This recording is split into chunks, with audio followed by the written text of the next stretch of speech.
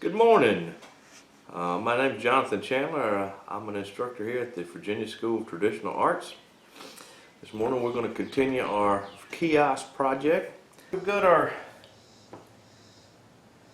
piece of artwork here that we painted the black areas black.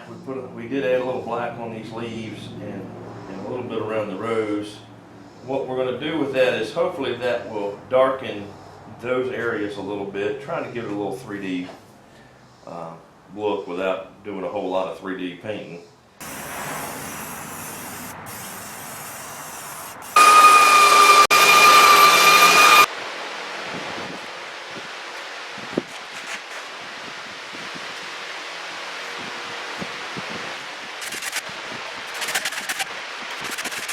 Cleaned up these ribs, we'll call them, or rafters here, or whatever you want to call them.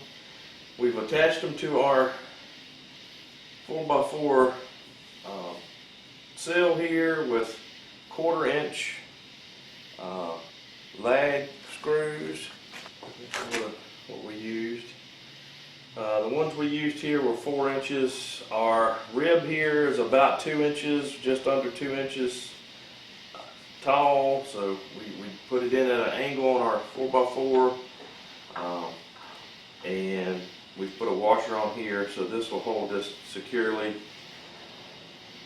I tacked these on with a nail gun nails. Initially marked it out and tacked it on.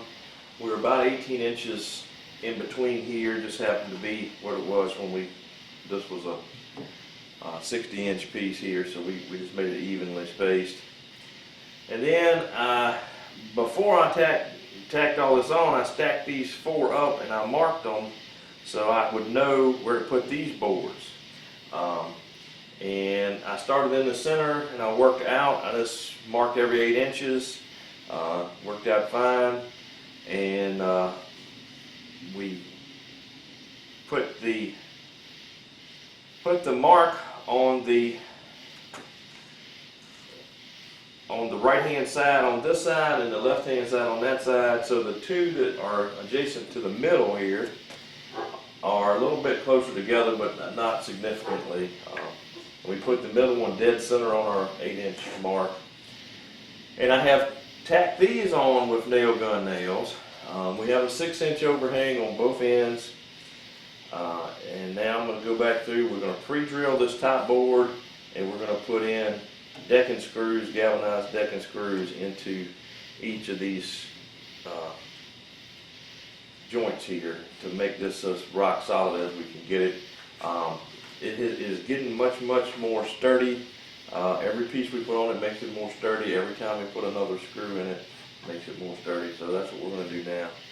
Here's our lag screw, and this is what it looks like before we put it in there. You've got to pre-drill this. We made this hole through this main piece here bigger than the threaded hole, and then we drilled a pilot hole into this piece, which was a little bit smaller diameter, and we didn't drill it all the way in. We left about 3/4 of an inch or an inch, so that this has good grip and it's going into new wood, and it'll grip and pull down. You got to be careful with these. I did snap 2 of these off by tightening them. I wasn't really tightening that hard, but I had misjudged my angle, and one side was hitting before the other side, and that's what was snapping the heads off. Snap the heads right off, just turning them real easy actually. So we're going to set up and we're going to do our screws on these others. Just going to use a little small drill bit, something significantly smaller than our threads here, so we're not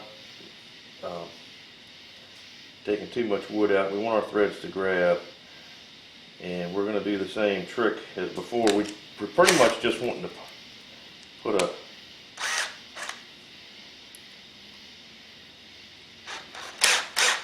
hole through this board is what we're after, and we would like to hit dead center best we can.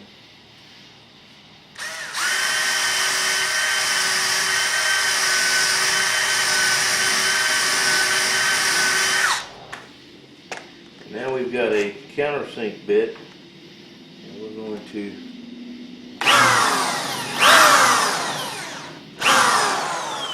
countersink that hole so the head of our screw will sit down below the surface. We countersunk our hole. We're going to put tin directly on these boards, so we don't want the heads of the screws sticking up, cutting our tin, interfering with that. So we want to put this down in a countersunk hole. And so we're going to just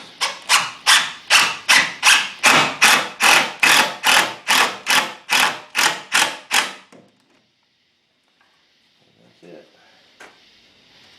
And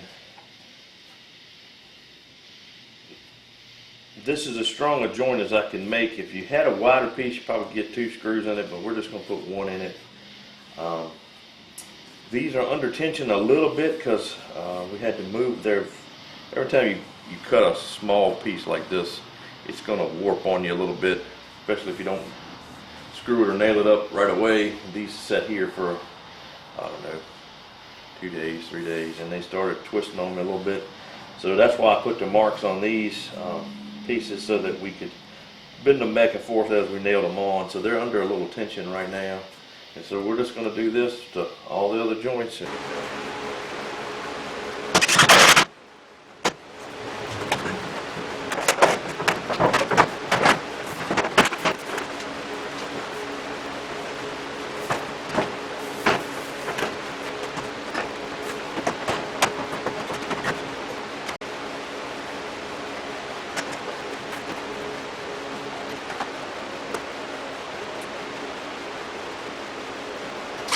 Our top on, our tin on, and it looks pretty good.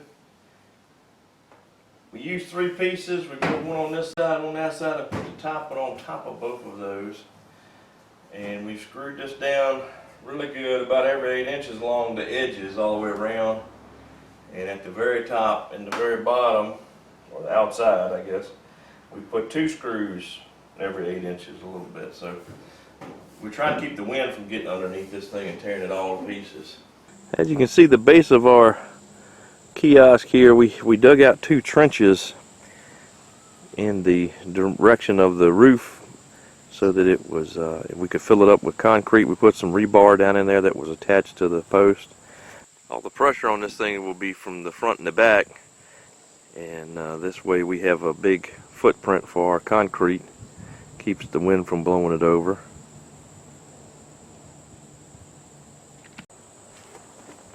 Here's our artwork at the top of the kiosk with the sun backlighting it. I think it turned out very well. Everybody seemed to enjoy it. Alright, this is our completed kiosk in place at the Southern Virginia Botanical Garden. You can see it's got the rounded roof and 2 places we can put information. If you've liked this video, please like and subscribe. Love to have any comments you want to add to it. If you got suggestions for improvements, love to hear them. If you're in the Southern Virginia area, South Boston area, Halifax County, please stop by and see our Southern Virginia Botanical Garden. Check out all of the things that we've got going on over there.